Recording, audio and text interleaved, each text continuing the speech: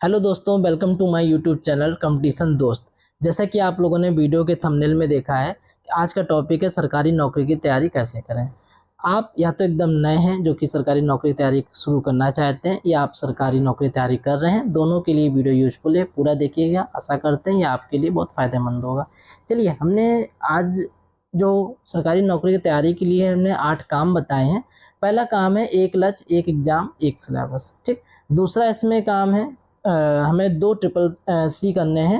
अभी हम सिर्फ डिस्क्राइब इसको बहुत अच्छे से पूरा करेंगे, क्योंकि तीसरे नंबर पे है स्टडी, कितना, कैसे और कहाँ से। चौथा काम है हमें नोट्स बनाने हैं। और पांचवा काम है प्रैक्टिस करनी है। छठा काम है रिवीजन करना है। सातवां काम सुपर प्रैक्टिस। आठवां काम टाइपिंग। अगर हम इन 8 कामों को रोज़ करते हैं, अपने अभ्यास में लाते हैं, तो हम सरकारी नौकरी के बहुत करीब पहुंचते हैं और थोड़ा सा कम टाइम में ही नौकरी को पाने में कैपेबल रहते हैं। चलिए शुरू करते हैं। पहला जो काम है वो है एक लक्ष्य, एक एग्ज़ाम और एक सिलेबस। तो सबसे पहले प्रश्न ये आता है कि हमें तैयारी किस एग्ज़ाम की करनी है, क्योंकि इंडिया में या आप जिस स्टेट के हैं वहाँ पे बहुत से एग्ज़ाम होते रहते हैं। जैसे कि एसएससी की बात करें, SSC, MTS, LDC, CGL, steno, etc बहुत से एग्ज़ाम कराता है। और भी रेलवे देखा जाए तो NTPC, group D, technical, ALP, loco pilot और भी एग्ज़ाम कराता है। हाई कोर्ट जैसे देखें junior assistant, steno, group D, RO, ARO, etc और भी एग्ज़ाम। स्टेट एग्ज़ाम में देखें तो जैसे लेखपाल, बीडीओ, जूनियर असिस्टेंट या और भी, जैसे हम यूपी से हैं तो यूपी ट्रिपल एस सी, पेट और पेट से बहुत सारे एग्ज़ाम, वनडे एग्ज़ाम निकलते रहते हैं। तो ये एग्ज़ाम होते हैं। और एग्ज़ाम देखे जाएँ तो जैसे बैंक में देखा जाए तो IBPS, RRB, IBPS clerk, IBPS PO, IBPS SO, SBI clerk, SBI PO, RBI assistant, ETC, इस तरह के एग्ज़ाम्स होते हैं। अगर हम पीसीएल देखें तो टीजी2, स्टेनो, ऑफिस असिस्टेंट और भी एग्ज़ाम होते हैं। डिफेंस, पुलिस, टीचर, अन्य एग्ज़ाम। तो हमें ये तय करना है कि हमें इनमें से कौन सा एग्ज़ाम देना है। इन एग्ज़ाम को अगर हमें देने के लिए अगर हमें चुनना है तो सबसे पहले हम ये देखेंगे इनका सिलेबस क्या होता है। तो चलिए हम आज इनका एक स्टैंडर्ड सिलेबस देख लेते हैं कि किसमें क्या आता है। देखिए, अगर हम हाई कोर्ट की बात करें, ये स्टैंडर्ड सिलेबस है। मतलब हो सकता है नोटिफिकेशन आए, सिलेबस चेंज भी हो सकता है, या मान लीजिए हम किसी टेक्निकल एग्ज़ाम को देते हैं तो उसका सिलेबस अलग होता है। ये हमने नॉर्मल इंटर या ग्रेजुएशन करके जो नॉर्मल लोगों के लिए स्टैंडर्ड सिलेबस हम बता रहे हैं। ये कोई ये सिलेबस ये नहीं है कि टेक्निकल वालों के लिए भी यही आता है। बाकी जब जॉब निकलता है, नोटिफिकेशन निकलता है, तो उसमें वो सिलेबस दिया रहता है, वही मान्य होता है। देखिए, हाई कोर्ट में अधिकतर जो है देखा जाए 4 टॉपिक्स आते हैं: हिंदी, इंग्लिश, जीएस और मैथ। बैंक में देखा जाए मैथ, इंग्लिश, रीजनिंग, कंप्यूटर और करंट अफेयर्स इसमें आती है। बैंकिंग के कुछ क्वेश्चंस आते हैं, इकोनॉमिक्स से आता है, तो बैंक में ये पूछा जाता है। एसएससी देखा जाए मैथ, जीएस, इंग्लिश, रीजनिंग ये पूछता है। जीएस में देखिए हिस्ट्री, पॉलिटी, ज्योग्राफी। ठीक है। उसके बाद आपकी साइंस आती है, इकोनॉमिक्स आती है, करंट अफेयर्स आता है, और जिस स्टेट का है तो उसका स्पेशल पूछा जाता है। ये सभी चीज़ें मिला के ये बनता है जीएस, जनरल स्टडीज़। देखिए, अगर हम टीचिंग लाइन में है, बीएड किया है हमने, टेट, सीटेट, सुपर टेट दे रहे हैं, तो उसके जो सब्जेक्ट्स हैं वो सीटीपी, चाइल्ड डेवलप प्रोग्राम और Hindi, Sanskrit, English, math, science, EVS ये आते हैं। अगर हम पीसीएल की देखें, पावर कॉर्पोरेशन लिमिटेड, तो उसमें computer, GS, reasoning, English, Hindi ये आता है। एसएससी स्टेनो एक ऐसा, इसका फॉर्म भी अभी आया हुआ है, और इसमें जीएस, इंग्लिश, रीजनिंग, इसमें मैथ नहीं आती। तो जिसकी मैथ कमज़ोर है वो इसको फॉर्म को भर सकता है, जिसकी इसमें इंग्लिश पर अच्छी होनी चाहिए। रेलवे में देखा जाए तो मैथ, जीएस, रीजनिंग आती है, इसमें इंग्लिश नहीं आती है। ठीक। पुलिस का भी एग्ज़ाम आगे आने वाला है, एग्ज़ाम लगा भी है, तो उसमें जीएस, हिंदी, मैथ, रीजनिंग आती है, इसमें भी इंग्लिश नहीं आती है। स्टेट एग्जाम में देखा जाए तो इसमें हिंदी, रीजनिंग, जीएस। ठीक है। और जीएस में यूपी स्पेशल, कंप्यूटर 15 नंबर की आती है। तो स्टेट एग्जाम अगर जैसे हम यूपी ट्रिपल एससी की बात करें तो ये Hindi, reasoning, GS, UP special, computer. ठीक। तो इसमें ना मैथ आ रही है और ना ही इंग्लिश आ रही है, तो जिसकी मैथ और इंग्लिश दोनों कमजोर है तो स्टेट एग्जाम्स के लिए तैयारी कर सकता है। देखिए, तो ये हमने अभी सिलेबस बताया है। तो अमूमन देखा जाए तो इन सभी एग्जाम्स में हमने जो स्टैंडर्ड सिलेबस देखा उसमें 5 चीज़ें आती हैं, वो है मैथ, इंग्लिश, हिंदी, जीएस और रीजनिंग। अगर ये पांचों सब्जेक्ट हम तैयार करते चलें तो हम सभी एग्जाम दे सकते हैं, सभी एग्जाम के फॉर्म भर सकते हैं। लेकिन जैसे कि मैंने पहले बताया कि एक लक्ष्य, एक एग्जाम, तो आपको ये तय करना है कि आप इन सब जॉब में से कौन सी जॉब आपके लिए है, आपकी क्या चीज़ ज़्यादा तैयार है। इंग्लिश आपकी अच्छी है तो आप वो वाला वो एग्ज़ाम देना है। मैथ इंग्लिश दोनों अच्छी है तो आप कौन सा एग्ज़ाम दे सकते हैं। ये आपको अपनी इस योग्यता के आधार पर आपको क्या चीज़, आपकी कौन सा सब्जेक्ट आपका मजबूत है, उस हिसाब से तय करना है। तो चालू करते हैं। पहला काम तो आपको अब सिलेबस के अकॉर्डिंग आपको तय करना है कि आपको कौन सा एग्ज़ाम देना है, आपको उसको अपना लक्ष्य बनाना है। बाकी अगर आपकी पाँचों सब्जेक्ट की तैयारी कर रहे हैं, math English GS Hindi reasoning सभी कर रहे हैं, तो आप फॉर्म सभी डाल सकते हैं, सभी पेपर दीजिए, कोई दिक्कत नहीं। लेकिन एक एग्ज़ाम को अपना बनाए कि हम इस एग्ज़ाम की तैयारी कर रहे हैं। चलिए दूसरा काम जो हमने बताया है वो है 2 ट्रिपल सी। ठीक, एक ट्रिपल सी सुना था जो कि कोर्स ऑन कंप्यूटर को कॉन्सेप्ट होता है, नीलेट डेस्क सोसाइटी जिसका सर्टिफिकेट देता है। देखिए कोई भी जैसे यूपी के एग्ज़ाम देखें, इलाहाबाद हाई कोर्ट देखें, यूपी पीसीएल देखें, तो ये एग्ज़ाम के लिए एक ट्रिपल सी सर्टिफिकेट की ज़रूरत होती है। जो बच्चे एकदम नए हैं, जो नए तैयारी करना शुरू जो कर रहे हैं, उनको सबसे पहले ये कोर्स कर लेना चाहिए, ये सर्टिफिकेट कर लेना चाहिए। उसके बाद एक ट्रिपल सी और होता है, एक ट्रिपल सी होता है इसमें 3 सी हैं। पहला सी है कंसिस्टेंसी, दूसरा सी है कंसंट्रेट, तीसरा सी है कॉन्फिडेंस। देखिए किसी भी सरकारी नौकरी की तैयारी के लिए आपको ये 3 सी होने, ट्रिपल सी होना ज़रूरी है। देखिए पहला कंसिस्टेंसी, लगातार आप अगर 2 घंटे पढ़ते हैं पर रोज़ 2 घंटे पढ़िए। ये नहीं कि आपने एक दिन 10 घंटे पढ़ लिया, दूसरे दिन 3 घंटे पढ़ा और फिर एक हफ्ते एकदम गायब हो गए, फिर उठाई कापी किताब है, फिर अपना 1 घंटा पढ़ा, फिर गायब, फिर 6 घंटे पढ़े, 10 घंटे पढ़े, तो इस पढ़ाई से कोई फ़ायदा नहीं है। आप रोज़ पढ़िए, कम पढ़िए ज़्यादा पढ़िए, जितना भी पढ़िए, लेकिन कंसिस्टेंसी से पढ़िए, रोज़ पढ़िए। कंसंट्रेट, पढ़ते समय आपके अंदर कंसंट्रेट होने चाहिए। आप जिस चीज़ की तैयारी कर रहे हैं उस जॉब के लिए, उस सिलेबस के प्रति कंसंट्रेट होने चाहिए। दूसरी चीज़ कॉन्फिडेंस, आपके अंदर बहुत ज़्यादा ही कॉन्फिडेंस होना चाहिए कि हाँ आप इस जॉब की तैयारी कर रहे हैं, आपका सिलेबस तैयार हो रहा है, आपके टॉपिक तैयार हो रहे हैं, आप इस नौकरी को निकाल लेंगे। अगर आपके अंदर कॉन्फिडेंस होगा तो आपकी तैयारी बूस्ट होगी और आप तैयारी में आपको सहूलियत मिलेगी। चलिए तीसरा काम आपको करना है स्टडी। अब देखिए सबसे पहले हमने सिलेबस देखा, अपने आप को हमने ये माना कि हाँ हमें अब इस चीज़ की तैयारी करनी है। हमारे पास हम एलिजिबल हो गए, हाई स्कूल इंटर या ग्रेजुएशन किया है, मेरे पास ट्रिपल सी है या जो भी उस एग्ज़ाम की नोटिफिकेशन में आया वो एलिजिबिलिटी है मेरे पास। तो अब हम ये है कि हाँ हम ये एग्ज़ाम दे सकते हैं। तो उसके बाद हमें सिलेबस पता कर लिया हमने, तो उस अब आती है बात स्टडी की, क्योंकि अगर नौकरी हमें पानी है तो हमें स्टडी करनी पड़ेगी। स्टडी में 3 पॉइंट रखे गए हैं। पहला है कितना पढ़ना है, दूसरा कैसे पढ़ना है और तीसरा पॉइंट है कहाँ से पढ़ना है। अब कितना जो आता है वो डिपेंड करता है आपकी भूख पर, आपके पास उपलब्ध परिस्थिति पर। ठीक, भूख है मेरी 4 रोटी की तो हम 4 ही रोटी खाएंगे। ठीक, हमें अगर भूख है, मैं 8 रोटी खा सकते हैं तो 8 रोटी खाएंगे। और दूसरी चीज़ ये डिपेंड करता है कि मेरी परिस्थिति कितनी है। हमें भूख तो मेरी 8 रोटी की है लेकिन मेरे पास 2 ही रोटी है तो हम 2 ही रोटी खाएंगे। ठीक, और आगे 6 रोटी के लिए इंतज़ाम करेंगे। ठीक, तो यहाँ पे तैयारी के लिए जो भूख है वो है कि हाँ हमें कितनी जल्दी जॉब पानी है, कितनी जल्दी हमें अपनी तैयारी कंप्लीट करके सरकारी नौकरी को पा लेना है। ये हमारी जो भूख है ये डिपेंड करता है कि हम कितने घंटे तैयारी करेंगे। अगर हम सिर्फ तैयारी करें, क्योंकि इसमें 3 तरह के लोग आते हैं। पहला है सिर्फ तैयारी करने वाले, जो कोई काम नहीं कर रहे, सिर्फ उन्हें तैयारी ही करना है, तो वो 6 घंटे भी पढ़ सकते हैं, 10 घंटे भी पढ़ सकते हैं, 8 घंटे भी पढ़ सकते हैं। वो उनकी भूख पे डिपेंड करता है कि हम कितनी ज़्यादा से ज़्यादा पढ़ के अपना तैयारी कंप्लीट कर लें और जल्दी से जल्दी नौकरी पाने की कोशिश करें। दूसरे वो लोग आते हैं जो तैयारी भी कर रहे हैं और जॉब भी कर रहे हैं, वो अपने फ्री टाइम के हिसाब से पढ़ सकते हैं। दिन में जो भी उन्हें टाइम मिल रहा है वो उनके ऊपर डिपेंड करता है। और तीसरे लोग वो आते हैं जो तैयारी कर रहे हैं और मन नहीं लग रहा है।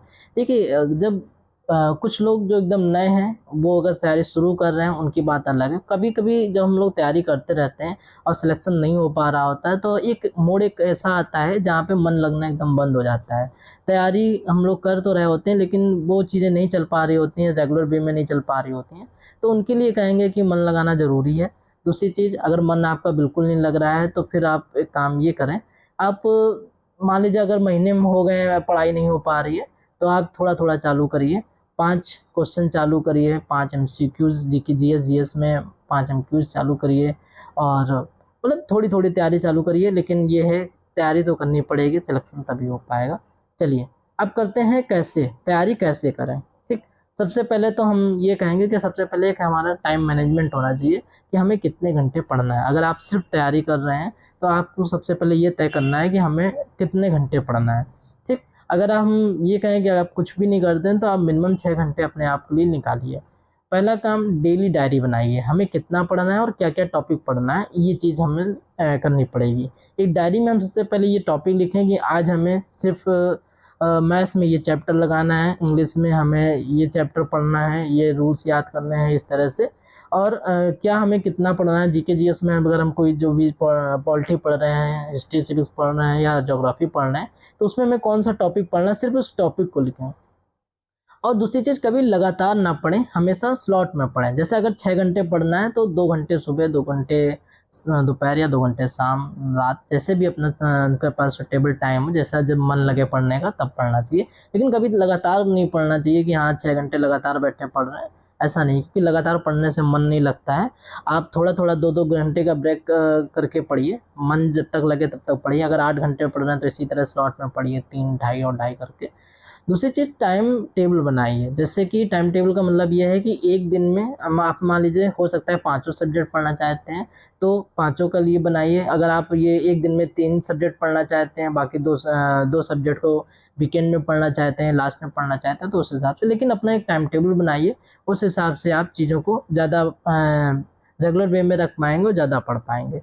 तो कैसे पढ़ना है, थोड़ी सी चीज़ें ये हो गई। अब कहाँ से पढ़ना है, देखिए कहाँ से पढ़ने के, अगर हम आज की बात करें तो आज इंटरनेट और यूट्यूब के ज़माने में बहुत से लोग बहुत सी क्लासेस ऑनलाइन ऑफलाइन आपके पास अवेलेबल है, कंटेंट अवेलेबल है, पीडीएफ अवेलेबल है। इसकी तो कोई वही नहीं है कि हमें कहाँ से पढ़ना है।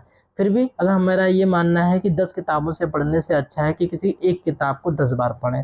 ठीक, हम अपने पास बहुत सारा कंटेंट केवल इकट्ठा ना कर लें कि हाँ ये भी किताब ले लें, वो भी किताब ले लें, लुसेंट, किरण, ये सब सारी किताबें ले ली हैं, ऐसा तो ना करें। बल्कि एक किताब को ही 10 बार पढ़ें, उसको हाईलाइट करें, उसके नोट्स बनाएं, वो ज़्यादा अच्छा है। बुक लिस्ट देखिए, अगर क्या है कि जैसे आप किस एग्ज़ाम की तैयारी कर रहे हैं, जैसे आप अगर टीचिंग में हैं, आप टेट सीटेट रेलवे की तैयारी कर रहे हैं, पुलिस का एग्ज़ाम देना है, एसएससी का एग्ज़ाम देना है, तो आप एक बार इंटरनेट से अपनी जॉब के हिसाब से आप उसकी बुक लिस्ट निकाल सकते हैं। तो उसमें अभी हम बुक लिस्ट अगर बताएंगे तो ये वीडियो बहुत लंबा बन जाएगा, इसलिए बुक लिस्ट अभी हम नहीं बता रहे हैं, आप इंटरनेट से इसको निकाल सकते हैं। ठीक है, तो ये कहाँ से पढ़ना है ये आपको समझ में आ गया, ये इसमें बताने की कोई ज़रूरत नहीं है ज़्यादा। चौथा काम, हमें नोट्स बनाने चाहिए। नोट्स क्या कहें, जैसे कि हमें पहला काम सेल्फ नोट्स बनाने चाहिए, दूसरा क्विक नोट्स बनाने चाहिए। सेल्फ नोट्स क्या होता है, सेल्फ नोट्स होता है अपनी ओन लैंग्वेज, अपनी समझ का नोट्स बनाए। कॉन्फिडेंस, इससे क्या होता है, हमारा कॉन्फिडेंस बढ़ता है। ठीक, जैसे मान लीजिए हमने कोई भी टॉपिक पढ़ा है, जैसे हिस्ट्री में हमने मुगल काल पढ़ा, तो हमने उसको पढ़ा, अपना समझा और अपनी भाषा में हमने उसके नोट्स बनाए। हमने मैथ्स का कोई टॉपिक पढ़ा है, जैसे मान लीजिए हमने एवरेज चैप्टर पढ़ा, तो उसमें हमें जो जो भी समझ में आया, उसके इम्पोर्टेंट रूल समझ में आए, या उसके जो फॉर्मूले हैं या जो भी चीज़ें हमें जिस तरह से समझ पाएँ, उसको अपनी भाषा में लिखें। एक सेल्फ नोट्स बनाना ज़रूरी होता है। और ये इससे क्या होता है कि एक चैप्टर एक बार ही पढ़ते हैं, वो हम लोगों के लिए हमेशा के लिए हो जाता है, वो बार बार हमें उस चीज़ को बार बार नहीं पढ़ना पड़ता है। तो सेल्फ नोट्स ज़रूर बनाएं। दूसरा होता है क्विक नोट्स। देखिए क्विक नोट्स क्या होता है, जिसमें हम इम्पोर्टेंट पॉइंट लिख सकते हैं, कठिन क्वेश्चंस लिख सकते हैं, शॉर्ट टाइम रिवीजन के लिए हम नोट्स बना सकते हैं, और जो हम भूल रहे हैं या भूलने वाले पॉइंट हैं उनको लिख के ये क्विक नोट्स में आ जाता है। ठीक, ये रिवीजन के पॉइंट ऑफ व्यू से क्विक नोट्स बहुत इंपॉर्टेंट रहता है, और रिवीजन के उसमें पार्ट में भी हम आपको और अच्छे से बताते हैं। चलिए, चौथा काम ये हो गया। पांचवा काम करना है प्रैक्टिस। ठीक है, सब प्रैक्टिस बहुत ज़्यादा ज़रूरी है। अगर हमने कोई चैप्टर पढ़ा, उसको पढ़ने के बाद हमने नोट्स बनाए, उससे पढ़ के सब चीज़ें कर ली, अब हमें प्रैक्टिस करनी है। हम चैप्टर वाइज यूथ पब्लिकेशन का प्रीवियस ईयर्स भी लगा सकते हैं। जैसे मैथ्स का हमने कोई चैप्टर पढ़ा, उसके बाद हमने अच्छे से उसको समझ लिया, फिर हम उसकी प्रैक्टिस करें। कोई हमने जीएस में कोई टॉपिक पढ़ा, तो उसको हम इसी तरह से यूथ पब्लिकेशन के प्रीवियस ईयर से पूरा इसको प्रैक्टिस कर सकते हैं। इंग्लिश को भी इसी तरह से, हर चीज़ का हम प्रैक्टिस करते चलें, ताकि हमें चीज़ें अच्छे से समझ में आ रही हैं और हम उसको कर पा रहे हैं, ये ज़्यादा ज़रूरी है। ठीक है, छठा काम है रिवीजन। रिवीजन बहुत ज़्यादा ज़रूरी है। अगर हम सिर्फ स्टडी कर रहे हैं, पढ़ रहे हैं और प्रैक्टिस कर रहे हैं, और लेकिन अगर रिवीजन नहीं कर रहे हैं, तो हम एक समय ऐसा आएगा कि हमारी प्रैक्टिस भी कम हो जाएगी और जो हमने पढ़ा है वो सब भूल जाएंगे। रिवीजन बहुत मस्ट है। देखिए 2 तरह के चीज़ें हैं। एक वो स्टूडेंट हैं जिनका कुछ कट ऑफ जो है कुछ नंबरों से रुक जाता है बार-बार, ठीक? और कुछ ऐसे भी लोग हैं जो एक नौकरी के साथ-साथ जाने का नौकरियाँ उनकी निकलती हैं। एक छोड़ते हैं, दूसरी लेते हैं, दूसरी नौकरी करने के साथ-साथ तीसरे का भी में भी सिलेक्शन होता है। तो मतलब एक साथ कई नौकरियों में सिलेक्शन हो रहा है, ऐसे भी लोग हैं। तो देखिए उन दोनों में अंतर है सिर्फ़ रिवीजन का। जो जितना ज़्यादा से ज़्यादा रिवीजन कर लेगा, वही ज़्यादा से ज़्यादा चीज़ों को याद रख पाएगा, उतना ही ज़्यादा वो एग्ज़ाम में अपने नंबर गेन कर पाएगा। और जो रिवीजन नहीं करते हैं, वो उनका क्या है कि वो एग्ज़ाम के समय में एग्ज़ाम में कुछ ही नंबरों से रह जा रहे हैं, ठीक है? तो रिवीजन को अपना बढ़ाइए, वो ज़्यादा ज़रूरी है। रिवीजन हमें कैसे करना है, कब करना है? देखिए रिवीजन हमें पर डे करना है। अगर हमने 45 मिनट पढ़ा है तो हमें 45 मिनट पढ़ने के बाद उस 45 मिनट में हमने जो पढ़ा उसको 15 मिनट रिवाइज़ करना है कि हाँ, हमने ये चीज़ें पढ़ी हैं। अगर हमने ये चीज़ें और कोई भी टॉपिक पढ़ रहे हैं, मैथ्स पढ़ रहे हैं, जीएस पढ़ रहे हैं, इंग्लिश पढ़ रहे हैं, हिंदी पढ़ रहे हैं, सिर्फ 45 मिनट पढ़िए, 15 मिनट उसको रिवाइज़ करिए जो 45 मिनट आपने पढ़ा है। आपको रिवीजन पर डे करना है। पर डे का मतलब ये है कि जो आपने प्रीवियस डे पढ़ा था उसका पहले रिवाइज़ करिए कि हमने ये चीज़ें कल पढ़ी हैं, उसके बाद स्टडी करने बैठिए।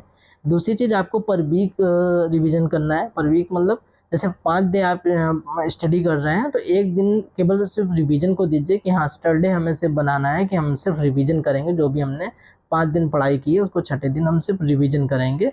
तो इस तरह से रिवीजन करते करते हम अपने सफलता को बहुत जल्दी पा सकते हैं और हमारी नौकरी की तैयारी में ये सहायता करेगा रिवीजन। देखिए अब 7वां काम है सुपर प्रैक्टिस। सुपर प्रैक्टिस का मतलब होता है, अभी हमने एक प्रैक्टिस बताया, अब सुपर प्रैक्टिस। प्रैक्टिस में हमने चैप्टर वाइज या टॉपिक वाइज हमने चीज़ें बताई कि आप उसको पढ़ा, आपने उसका प्रैक्टिस किया। अब सुपर प्रैक्टिस में आता है स्पीड टेस्ट। स्पीड टेस्ट में क्या होता है कि हम सभी सब्जेक्ट की हम प्रैक्टिस कर रहे होते हैं। जैसे मान लीजिए हम एसएससी का एग्ज़ाम दे रहे हैं तो एसएससी का हमें एक स्पीड टेस्ट देना चाहिए। अगर आप एकदम नए हैं तो आप 6 महीने तैयारी करने के बाद स्पीड टेस्ट ज्वाइन कर सकते हैं।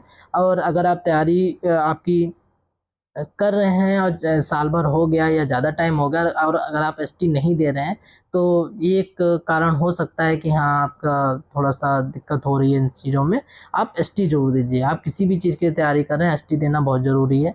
हफ्ते में 3 एसटी देना चाहिए और 1 दिन एसटी दीजिए, दूसरे दिन उसको एनालिसिस करिए कि हमारे नंबर किसमें कम हो रहे हैं, वीक पोर्शन मेरा क्या है, उसमें इंपॉर्टेंट क्वेश्चन कौन-कौन से हैं, टफ क्वेश्चन कौन से हैं, हम किसको नहीं कौन से क्वेश्चन नहीं कर पाए, उनके नोट्स अलग बनाइए। तो एसटी देना 7वां काम बहुत ज़रूरी है, ठीक।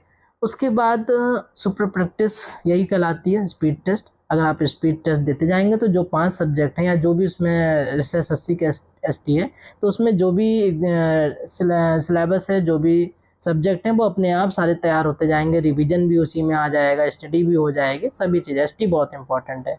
8वां काम है टाइपिंग। देखिए सीजीएल हो, एलडीसी हो और या तो इलाहाबाद हाई कोर्ट का स्टेनो, जूनियर असिस्टेंट या अगर हम बात करें यूपी के एग्ज़ाम की बात करें, तो कई एग्ज़ाम ऐसे होते हैं जिसमें टाइपिंग माँगी जाती है।